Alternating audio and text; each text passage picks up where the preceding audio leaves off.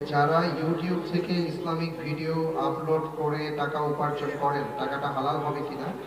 ভিডিওর উপর অনেক সময় অশ্লীল বিজ্ঞাপন চলে আসে। এবার তো এই ক্যামেরা আলাদের বিরুদ্ধে আপনারা লাগাই দিলেন আমাকে।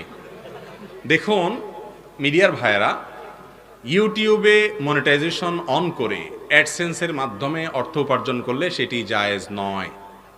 এর কারণ হলো মনিটাইজেশন করে অ্যাড অন করলে যে অ্যাডগুলো সেখানে প্রদর্শিত হয় সেখানে সম্ভবত 300 বা 300 প্লাস আইটেম সিলেক্ট করা যায়, বাকিগুলো সিলেক্ট করা যায় না। আপনার ইচ্ছার বাইরে ইউটিউব অ্যাড দেখাবে, হারাম জিনিস, নাচ গান, বিভিন্ন জিনিস দেখাবে।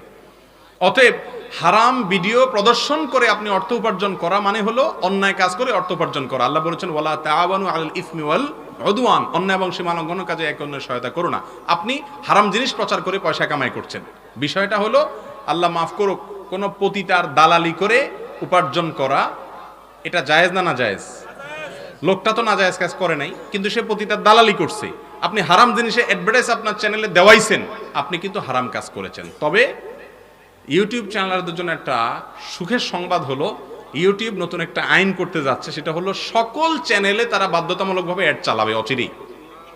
অতএব যেহেতু সব চ্যানেলে তারা অ্যাড চালাবেই, অতএব পয়সা অটোমেটিক আসবে, তখন আর হারামের ফতোয়া থাকবে না। কারণ হলো ইউটিউব বাধ্যতামূলকভাবে অ্যাড চালাবে। এটা আপনার এখন তো আপনার নিয়ন্ত্রণে, আপনি চাইলে মনিটাইজেশন অন করতেছেন, চাইলে অফ করতেছেন, তখন আপনার অন অফের কোনো অপশন থাকবে না, বরং অটোমেটিকলি সকল চ্যানেলেই তারা কি করবে, ভিডিও এই অ্যাডভার্টাইজ চালাবে। যারা অ্যাডভার্টাইজ ছাড়া ভিডিও দেখতে চান, ইসলামিক ভিডিও বা কিছু, তারা বোধহয় মাসে $9 বা এরকম একটা পেমেন্ট করতে হবে, তাহলে তাদেরকে আর ইউটিউব অ্যাড দেখাবে না।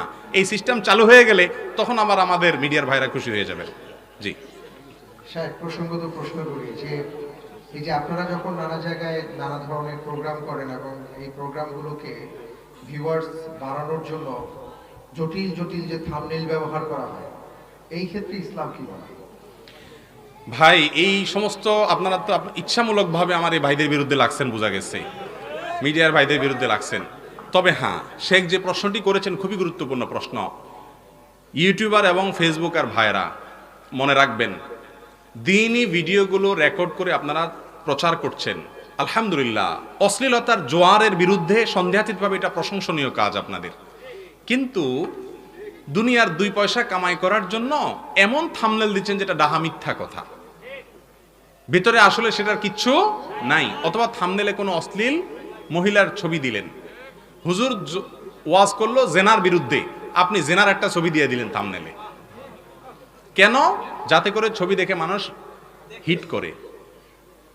ওয়াজ তো সবচেয়ে বেশি শুনে ক্যামেরাওয়ালারা, ঠিক না? ঠিক। আপনারা ছোট সালগড়ারা আজকে ওয়াজ শেষ, ওনারা কালকে আরেক জায়গায় যাবে, পরশু আরেক জায়গায় যাবে, একদিনে 2-3 খেপও দিবে, ঠিক না? ঠিক। তো ওনারা যেহেতু এত ওয়াজ শুনতেছে, ভাইরা আপনাদের জীবনে পরিবর্তনটা তো সবার আগে হওয়ার কথা। আজকে আপনি মরে গেলে আপনার চ্যানেল থেকে যাবে, আল্লাহর কাছে আপনার আমল যাবে। আল্লাহর ওয়াস্তে আল্লাহকে ভয় করুন। থাম্বনেলে এমন কিছু দিবেন না যেটা ইসলাম এলাও করে না। অনেক বক্তাদের নামে রসাত্মক কথা বলে, একই বললেন অমুক, অমুকের গোষ্ঠী উদ্ধার করলেন অমুক, অমুক এলাকা কাঁপাই দিলেন অমুক, এই সমস্ত আলতু ফালতু কথা আল্লাহর ওয়াস্তে আপনারা থাম্বনেলে দিবেন না। দায়িত্বশীল বলেন, আকর্ষণ করেন, আমি দোষ দিচ্ছি না, আকর্ষণ করা যায়, আকর্ষণ না করলে মানুষ দেখবে কেমনে? আকর্ষণ করেন, কিন্তু আকর্ষণেরও কি আছে, লিমিটেশন আছে। একবারে কাপড় চোপড় খুলে আকর্ষণ করতে যায় আল্লাহর ওয়াস্তে। জি।